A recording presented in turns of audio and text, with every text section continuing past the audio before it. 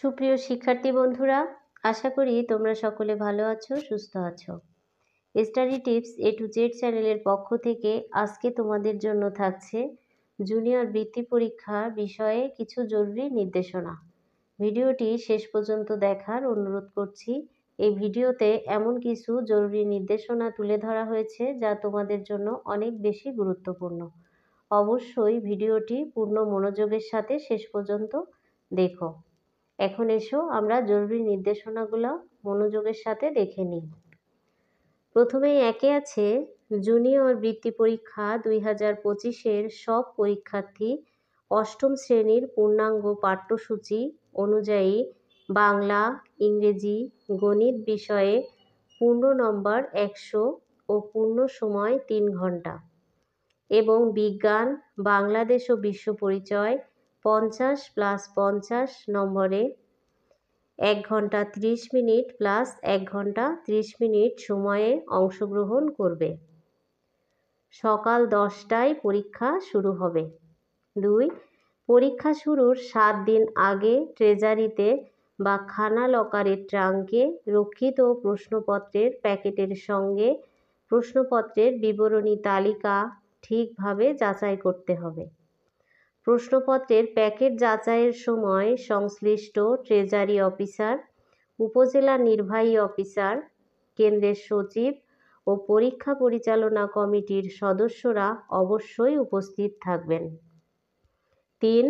প্রশ্নপত্রের 2 set পরীক্ষার তারিখ অনুসারে সেট ভিত্তিক আলাদা করে সিকিউরিটি খামে প্যাকেট করতে হবে। 4. কোনো কেন্দ্রে আসন অনুপাতে পরীক্ষার্থীর সংখ্যা বেশি হলে উক্ত কেন্দ্রের পাশের শিক্ষা প্রতিষ্ঠানকে সাব সেন্টার করে পরীক্ষা গ্রহণ করা যাবে। 5.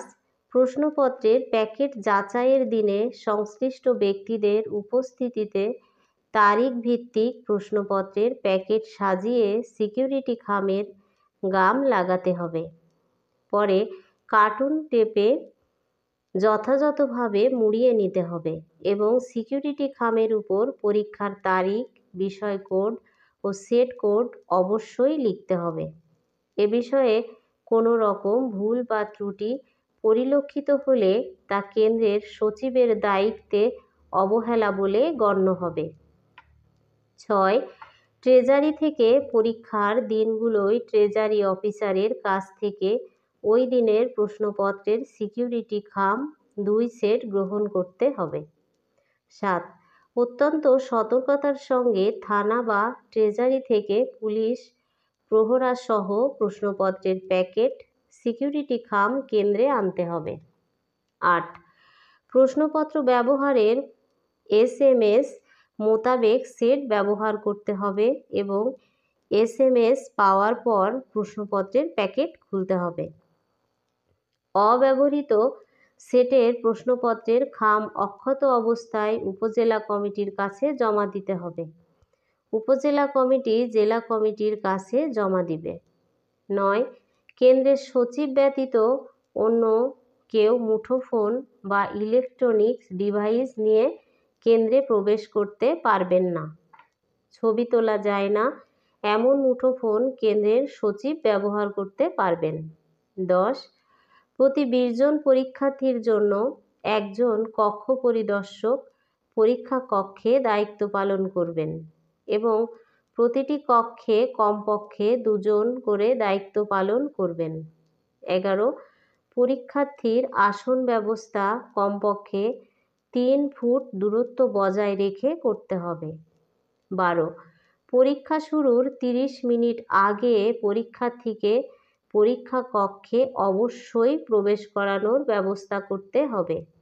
এ সময়ের পর কোনো পরীক্ষার্থী এলে কেন্দ্রের সচিব বিশেষ বিবেচনায় রেজিস্টার খাতায় রোল নম্বর ও অন্যান্য তথ্য লিপিবদ্ধ করে কেন্দ্রে প্রবেশের অনুমতি দিতে পারবেন। পরীক্ষা শেষে সংশ্লিষ্ট বোর্ডে রেজিস্টার খাতাটি জমা দিতে হবে। 13.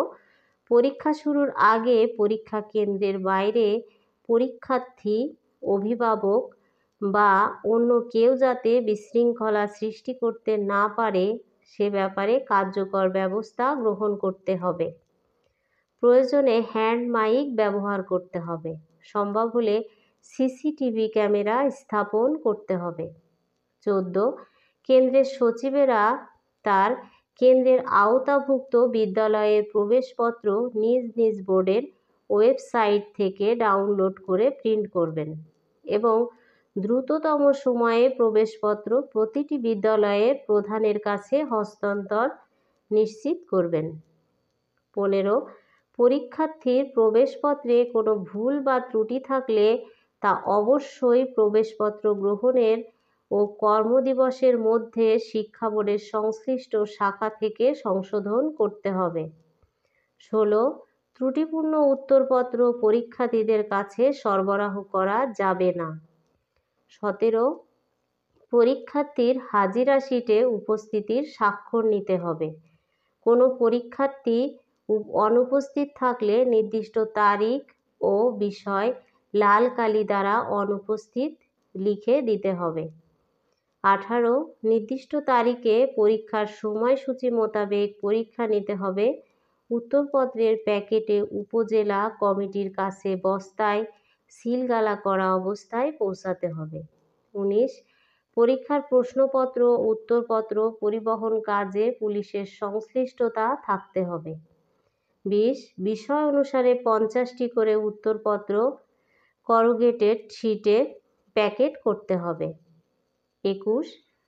উত্তরপত্রের প্যাকেটের গায়ে কোনো চিহ্ন বা অতিরিক্ত কিছু লেখা থাকলে তার জন্য কেন্দ্রের সচিব দায়ী থাকবেন। 22. প্রতিটি বিষয়ের উত্তরপত্রের জন্য ভিন্ন ভিন্ন প্যাকেট করতে হবে। ইংরেজি ভার্সনের পরীক্ষার্থীদের অবশ্যই ইংরেজি ভার্সনের প্রশ্নপত্রে পরীক্ষা নিতে হবে। ইংরেজি ভার্সনের পরীক্ষার্থীদের বাংলা ভার্সনের পরীক্ষার্থীদের উত্তরপত্রের প্যাকেট আলাদা হবে। 23. পরীক্ষা চলার সময়ে কেন্দ্র সংশ্লিষ্ট বিদ্যালয়ের ক্লাস বন্ধ রাখতে হবে এবং অনলাইনে তথ্য প্রদানের ক্ষেত্রে সতর্কতা অবলম্বন করতে হবে। 24.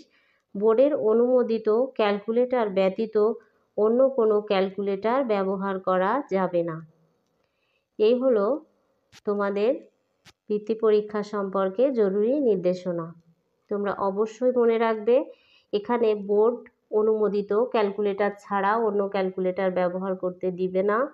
এছাড়াও উপস্থিতির যে শিট আছে এটাতে অবশ্যই তোমরা স্বাক্ষর করবে। আর যাবতীয় বিষয়টা মনোযোগ দিয়ে দেখো, তাহলেই তোমরা বাদবাকি বিষয় বুঝতে পারবে। সবাইকে ধন্যবাদ জানিয়ে আজকে এ পর্যন্তই। সবাই ভালো থেকো, সুস্থ থেকো।